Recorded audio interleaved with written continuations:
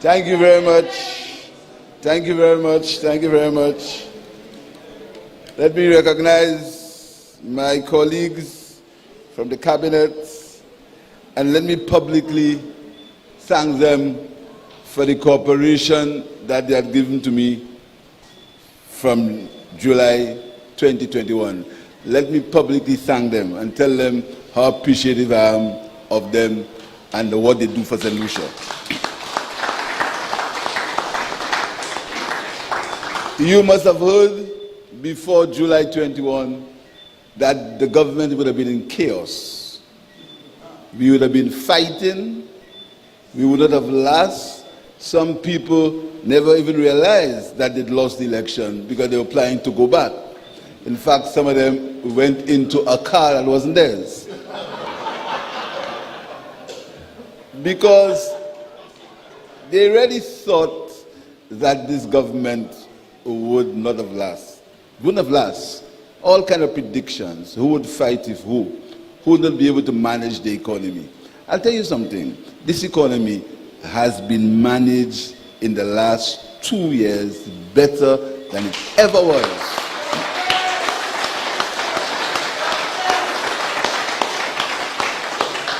Better than it ever was under the United Workers' Party. Ever. And I can say that without any fear of contradiction. Let us deal with inflation, the cost of living that they always make a big fuss about, the price of everything going up, and what the government is doing, all of them, short and tall, what the government is doing. How can we reduce, why is the cost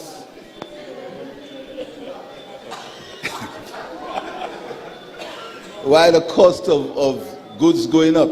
And they get personal and do all kinds of things. If you try to say some things that make sense, they attack you, because let's talk about inflation.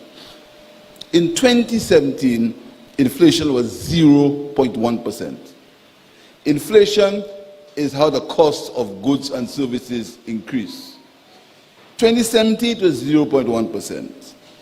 2018, inflation was 2.6%. That means the cost of goods and services went up by 2.6%, not on every good, but generally on an average. In 2019, inflation was 0.5%. Remember, the elections were in 2016. In 2019, inflation was 0.5%. That means 0.5% cost of goods went up, 0.5%. In 2020, and that is before COVID, in 2020, inflation was minus 2.6%. This is called disinflation. Minus 2.6% in 2020, the year of COVID. In 2021, when we got into government, inflation went up to 2.4% because the world was rebounding, things are getting better, 2.4%. In 2002, our year in government, inflation was 5.7% in some places, and in other places 7%. Inflation. In 2023, when it's expected that inflation should decrease, it hasn't. Inflation is still stubbornly at 5%. That is the reality of inflation in St. Lucia and inflation in the world. All of you have radios, all of you have televisions, all of you listen to the news. You hear what's happening in some of the major countries in the world. You hear what's happening in England, where it's been predicted that for the winter there may be people freezing. You hear how England had what is called a period of discontent, which was similar to when Margaret Thatcher was in government. You know what's happening in the United States? But in St. Lucia, some people who cannot understand where they are, spread all kinds of lies and rumors about the cost of living, what we can do. Here's what we've done for the cost of living.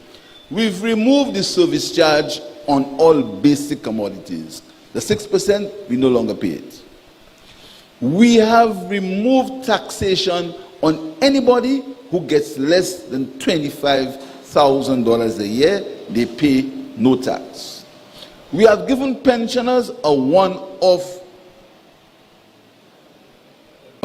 payment of $500. We're going to give them another one of $600. And I want to tell pensioners, because I know there are some people who forgot they were in government, who forgot that the last 5 years they did nothing for pensioners. I want to tell pensioners of this country that the cabinet has decided there's going to be adjustment in the cost of living.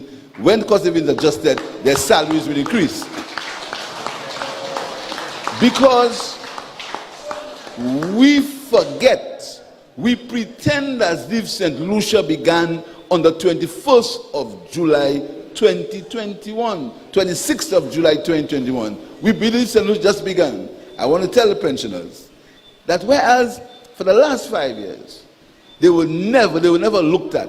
This government and this cabinet has decided that there's going to be an adjustment in their salaries based on adjustments in the cost of living.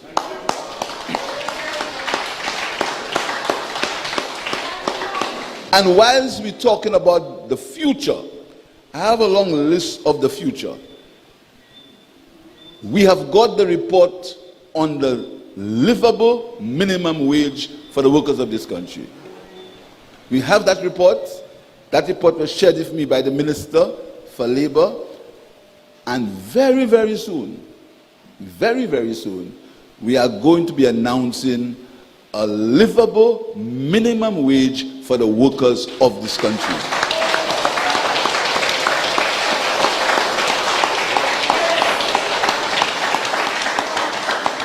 Which means that there's going to be a minimum wage, that people should not work for less than that. But we are in a market.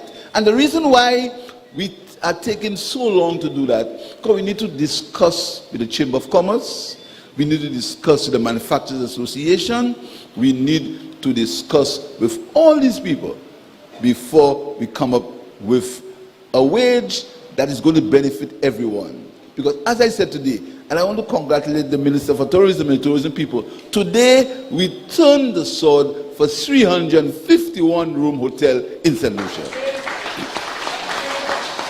And I want you, all of those who are talking, all of those who know about tourism, tell them, when last was a new hotel built in St. Lucia? And don't tell me about COVID, I'm talking about before COVID and after COVID.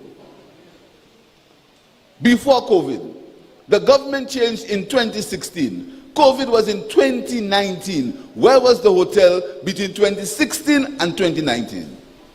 And where was the hotel between 2020 and 2021? Several islands. Dominica, a hotel. New hotels came in after COVID. Barbados, St. Kitts, Antigua, Grenada, except St. Lucia.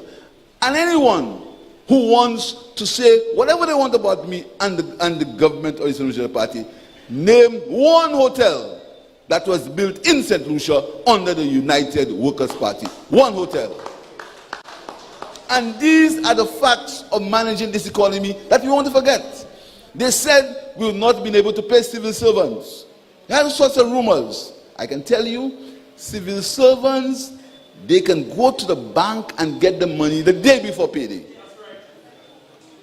The day before payday, civil servants can get a salary. And we've not only done that, we've paid them their back pay. We've paid them the back pay. We have removed the VAT on some building materials so that they can repair their houses. We've done that. We've paid them the back pay. And not only that, we have instructed that negotiations for changes in the salary structure begin immediately so that civil servants can get a fair day's work for a fair day's, give a fair day's work, a fair day's pay. So we don't want any hale-caste in the negotiations. We want to sit like men and women and decide, let us negotiate based on the reality of the country so everybody can benefit. That is what your government is doing. What else we've done in terms of inflation? Last week, we started paying out $2.5 million to farmers after Hurricane Brett. $2.5 million in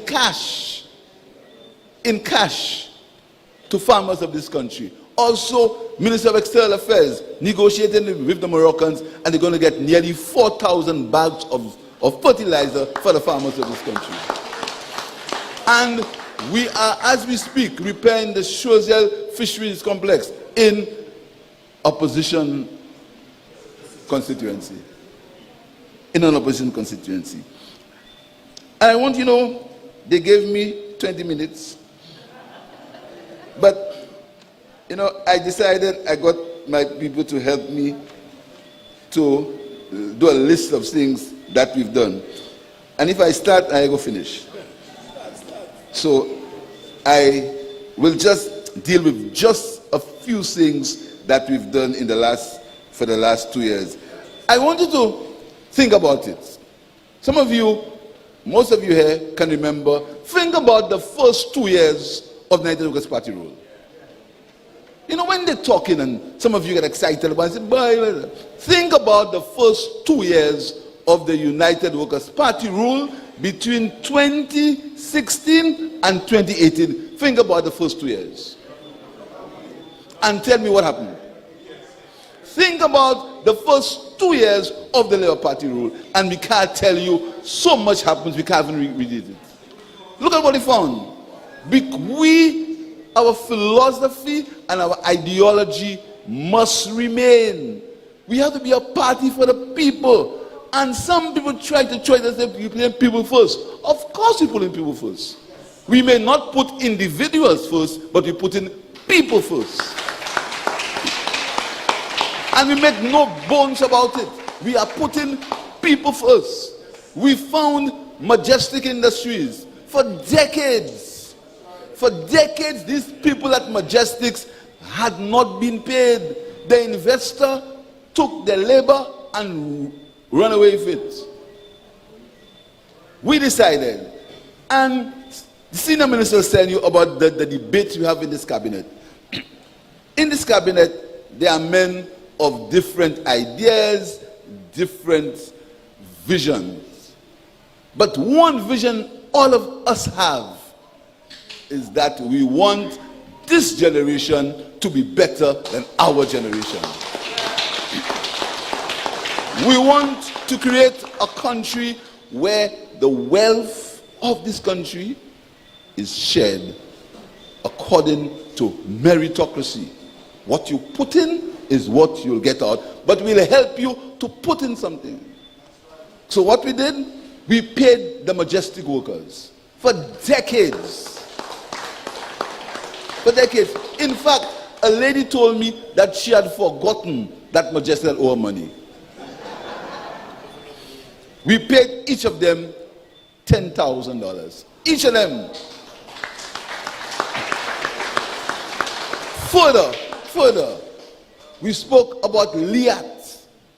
And again, the people, in fact, some of my colleagues, when they see me, they almost want to, they tell me, man, the one is laughing. Because some prime ministers look at me and tell me, boy, that kind of trouble you put me in with this Liat thing you did.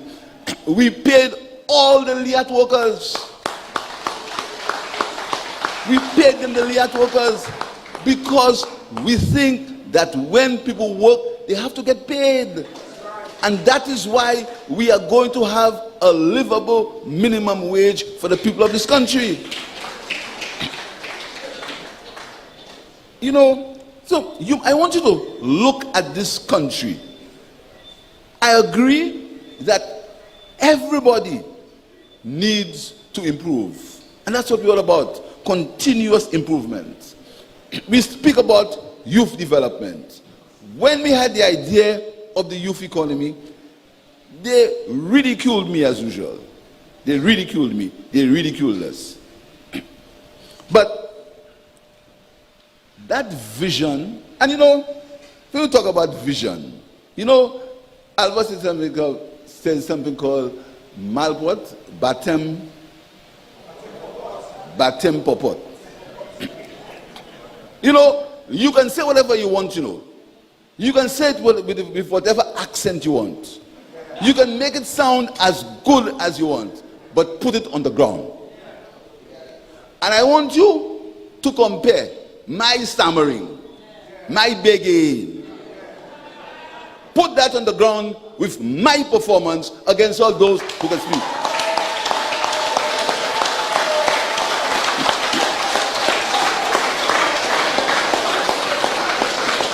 Put it on the ground. Let's go.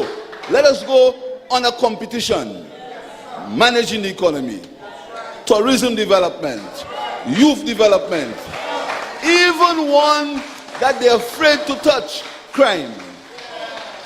Because they believe that crime is our Achilles heel. Of course there's too much crime.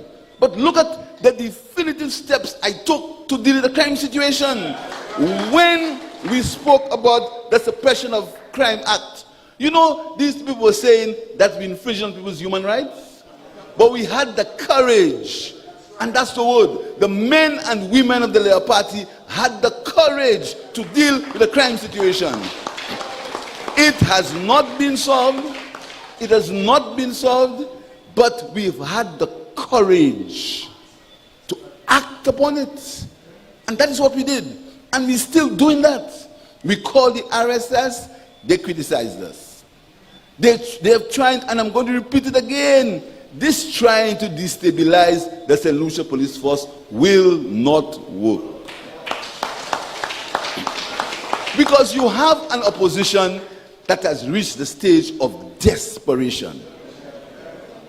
It's a desperation that's dangerous. And we must be, and sometimes that desperation may even confuse you. Because this morning, somebody sent me a video about a fella said I owe him $10,000. I never see the fella. I don't know the guy. Philip J. Pierre. He said he was cleaning he was using a weed eater between the Marshall police station and the community center. Go there and see if you can use any weed eater there. Go to Marshall and tell me if you can use any weed eater, because between the police station, these guys lie so much. They lie without even thinking about the lying. But once the cabinet is with me and the people are with me, these things do not function.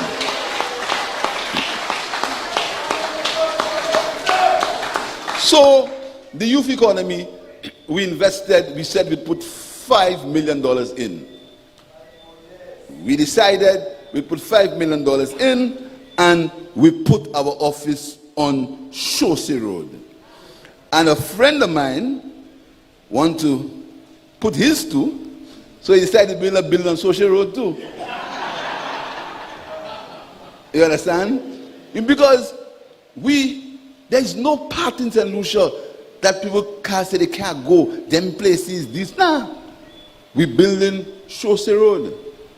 So the NHC building will go up in Chaussee Road. The youth economy offices are in Chaussee Road. And that is going to be the beginning of the development, as Dr. Hiller says, of a new Castries. So we invested $4 million in the youth economy, called the Caribbean Development Bank into St. Lucia. They were so impressed with us that they gave us a loan and a grant totaling $18 million for the youth economy. And the youth economy, I have never been to the youth economy office.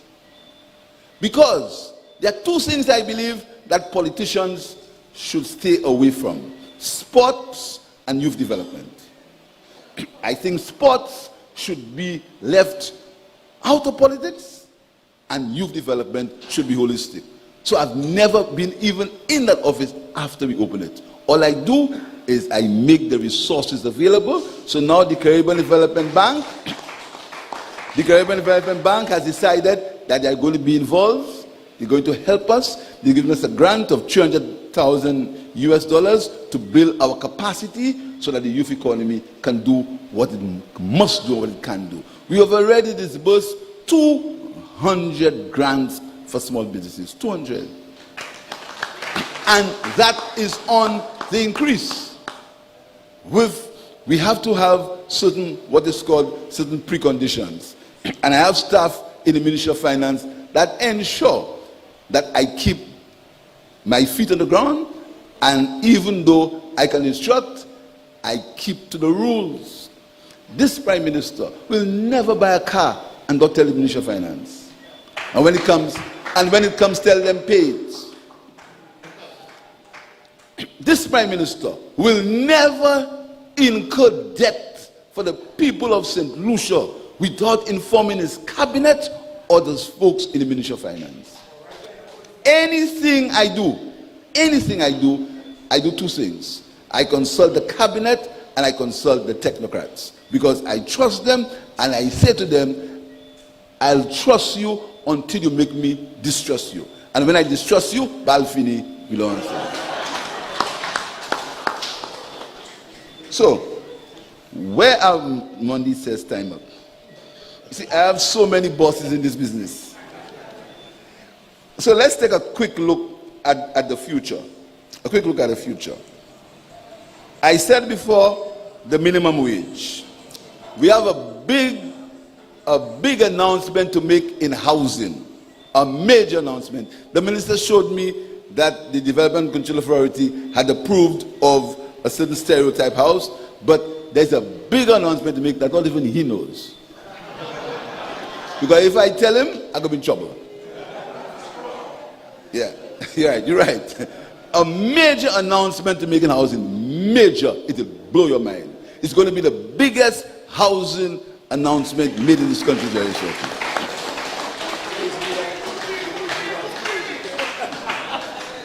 January next year, we are going to start the Halls of Justice complex opposite the cathedral. We're going to be joining that building to the old education building to put a modern structure for the court in St. Lucia. That's going to start in January. I have spoken about the expansion of the youth economy. Next year is going to be the year for infrastructure. Major investment in roads in this country. And some of those roads will start this year, like the Austin Road in Denver North is going to start this year. There are some roads that are going to start this year. Now, you know, my people in Castries East always tell me, I ain't talking about them. No, that is our business. Don't let anybody interfere between you and me. Let them, our business is our business. All right? That's our business. So a massive road infrastructure, including slope stabilization, will start in this country next year.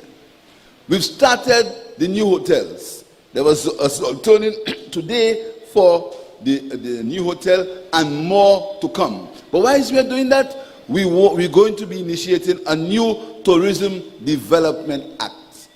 You may recall, and you know, sometimes it almost gets me a little sad. You may recall, we were the ones who had the TX for taxi drivers. You remember that? We are the ones who gave taxi drivers incentives. And right now, the cabinet decided under this minister, we're going to begin to revive it so we can have a proper distribution and a proper taxi service in St. Lucia for the tourists under this government. We are starting 4 new sports facilities and more to come next year. So this year, we're starting 4 new sports facilities with lighting and seating, including one in Viewfort North, which we've been promised the people of Vieux-Fort North since before. And I went to Vieux-Fort North during the campaign, and I said to the young people there, we are going to build that facility. And I want to tell them that this facility is going to start momentarily. And I want you to fact check me. Everything I say there tonight, apart from the nonsense that they speak, I want you to fact check me. Check it out when we come back here for another town hall meeting. We are doing some repairs to the schools, including the cabinet and the parliament just passed $5.4 million to repair schools that were damaged by Hurricane Brett or Tropical Storm Brett. And again, the minister does not even know that as yet. We are in negotiations with some people for a massive injection in school repairs. Hopefully, we should get a response very soon. So we're going to spend about $5 million in school repairs. But I've said to the Minister of Education, he's got to work out the logistics of how we can move, because some of these schools, there are children in these schools. We are starting, the Minister for Infrastructure told you, we are starting part of the Tuesday-Castries Highway. Being funded by QAT, the QATs, and the other part, the Caribbean Development Bank. But we're going to start one part. And I've said to the minister, let us see if we can start that as soon as possible, because we do not want it to appear as if it's election situation. So the Grocery Highway is going to start as soon as, but we're going to tell you when. And you know, when these guys talk about the Grocery Highway, do you know these guys had a loan that was signed and delivered, but because they could not choose the contractors, they stopped the Grocery Highway? And these guys are shameless. We are going to, as I said, we're going to be doing the Austin Road and some of the roads. Then there's a thrust which the minister forgot on renewable energy. The Electricity Supply Act will have to be passed in this term, so we can use renewable energy, so we can reduce our cost, the cost we pay for fossil fuels with a new Electricity Supply Act, so we can deal with it both for the Ministry of Environment, for our carbon footprint to be decreased, and talking about that, the replacement of the sodium lights by LED lights has begun and is going to continue. A project that was funded already by the Caribbean Development Bank, but the last government abandoned it because, again, they could not choose the contractors. That is starting now. We are going to, and that's what they don't want to hear, we are going to complete St. Jude. I want to say to them again, we are going to complete St. Jude. You understand? Because no one can tell me why work on the original St. Jude was stopped. But you know what? You know what? You know what? Do you know? And I challenge them. You see, that's why they have to criticize you and they're not big by God. I challenge them to say that's not true. I challenge them. And you know, you're always saying, you talk about special prosecutor. Turn two. Challenge them. Do you know, these guys, financial gurus, for those that say they have degree in economics, for those that say they work for international bodies and they can negotiate, and this boy can't negotiate because do you know, these guys negotiated a loan, and after the interest on the loan, they pay a contractor 8% on every disbursement. You want to believe that? That's the question. Why? And I am saying this tonight. Because sometimes they forget that the Labour Party runs the country. You can't oublier. That's why there's going cars that don't belong to them.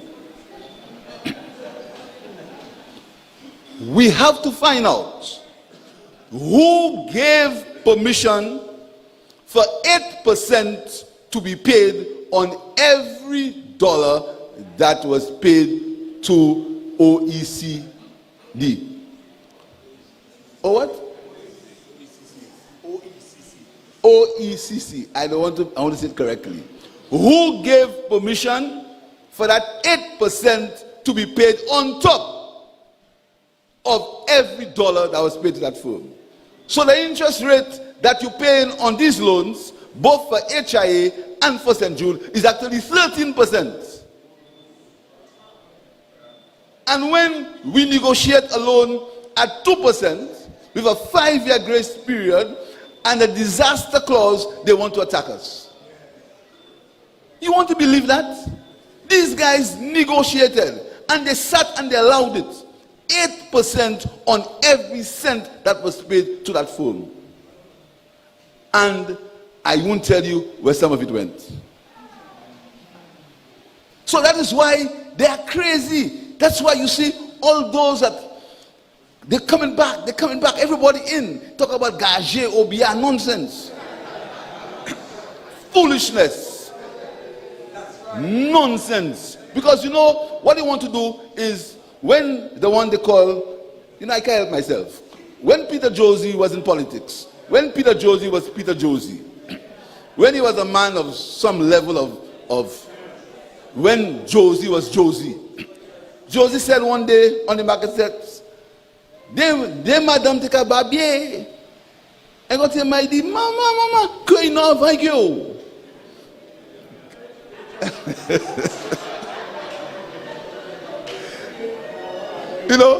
So what these guys are doing, they're trying to cloud the thing, cloud it up. A police, obia, gage, nonsense, health and security, just cloud it so that they can put us off. But these men and women are focused and we keep our eye on the prize. So we are going to complete St. Jude. Work on the Iwano International Airport is going to start by January this year. And I know Ernest is behind me for that debate in the parliament. Soon come. We are moving the Castries Health Center to the old Victoria Hospital so that we can have a new polyclinic for the residents of Castries at the hospital. We are starting work on the health center in Dennery North momentarily. We are work on the GPH project is going to start in earnest. You see something happening on the ground. I've spoken about the sports facilities that we are going to do. We are predicting this year economic growth of between 4 and 7%, which is going to be higher than the world average for economic growth. We've started negotiations for salaries for public servants so we can have decent negotiations. But there is one thing that we all must keep in mind: climate change. And all these things can be wiped out with one hurricane. And this is a sad note that we must all agree to. And that is why each one of you must take responsibility for environment. Do not throw things in the river. Do not leave rubbish by the side of the road. Don't put old fridges and old stoves by the side of the road until you know bulky waste. Don't do it. Do not allow garbage in your gutter because you want a contract. And and that is the relationship I have with my people. I tell them the truth. You understand? A lot of people do these things because they think they want a contract. Comrades, the money you're going to get for the contract, when the hurricane comes, it will be of no use to you. Because your entire country can be wiped out in a few hours by a hurricane. So I'm saying to you, take these measures. You need to have the discipline. You have to love your country. Don't allow politicians to make you dislike your country. Do not worry the United Workers' Party that want to create hatred and hatred in this country. We are people of love and understanding. Let's work together. We are people of high integrity. We are the country of people like Derek Walcott, Arthur Lewis, people like the former Prime Minister, Mr. Louisi, the country of Kenny Anthony, a country of George Charles, a country of Darren Sammy, a country that is delivered to the world, a country of Danny Alexander, a country of Gillian Alfred. That's our country. A country of Winston Paris. That's our country. Let's not let selfish politicians who have no motive but their own self-aggrandizement and their hatred for the people of the St. Lucia Labour Party. Let's not let them fool us. My sisters, my brothers, I have a lot more to tell you. Again, I want to thank you. For the people of Castries East, we have our constituency conference on the 9th of September. We'll sit down in private and talk our business. So, thank you very much and good night.